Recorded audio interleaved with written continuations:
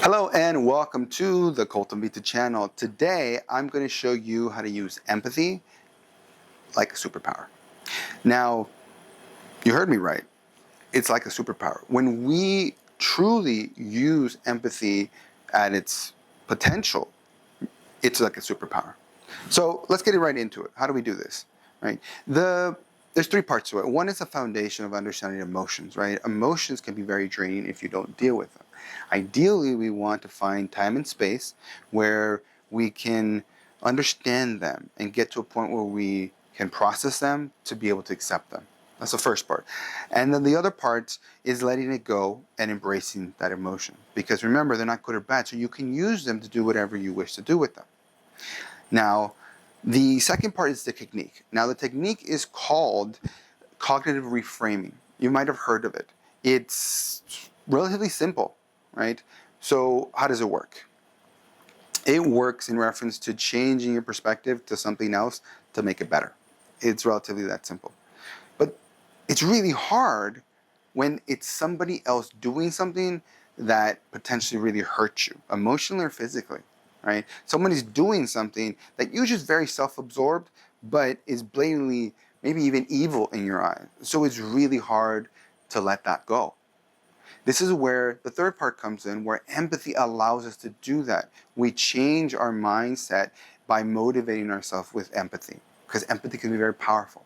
So for example, you're driving down the road, somebody cuts you off, you can get upset. You have every right to be upset. And it is very upsetting. You can use the cognitive technique, reframing technique, to then say, well, if I were in their shoes, why would I ever do that? Come up with a reason. Now, sometimes you never do that, okay?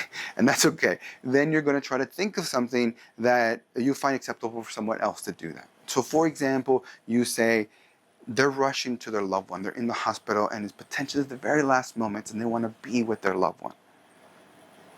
What happens here is using empathy together is you change your mindset from they have a good reason to, potentially, or even being upset about it to, oh, I really hope they make it in time. It'd be really sad if they didn't make it in time. Oh, wow. We're not angry anymore. It's going to be a lot easier to let it go. And that's what we want. Because what we want is to be able to let it go, because we want these things we can't control. We want to focus on things we do control. And other people's actions we don't control. We still have to process it and let them go. So this is a great superpower that you can use to be able to let things go that you don't control.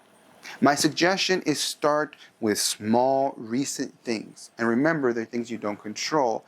And use empathy to let them go.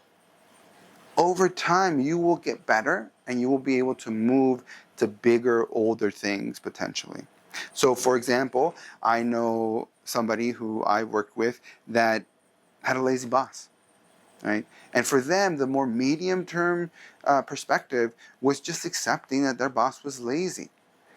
Now, if they wanted something, they could look at it in the sense of like, I have to do all this work to get this thing that my boss should do. Or they can be like, maybe my boss is really overworked. Whatever the perspective is, let it go, and then have energy to focus on, hey, this is really advantageous. If I give my boss on a platter the easiest thing possible, they'll do it. And if that thing happens to be the thing I want, then all the better, right? So now you can focus energy on making the thing as simple and as easy as possible for that individual and be the best possible thing for you.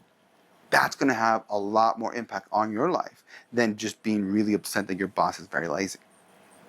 That's it. The technique is relatively simple. But like I said, if you use it with empathy, it is like a superpower. All of a sudden, you have so much more energy to be able to put somewhere else where you have control and you can make a big difference. Hopefully this was helpful, and if you have any comments, please comment below. Please like and follow as well. And if you think this can help someone, please forward it along. It's why I do things. I want to help people. And if you want more information, please check out the book, Cultum Vita, or the website, cultumvita.com. The book is called The Selfish Guide. And there's also varying social media outlets. Please check them all out. There's varying content all over, so check them all out. Until next time, stay curious, stay open, and stay true to you. Thanks for watching.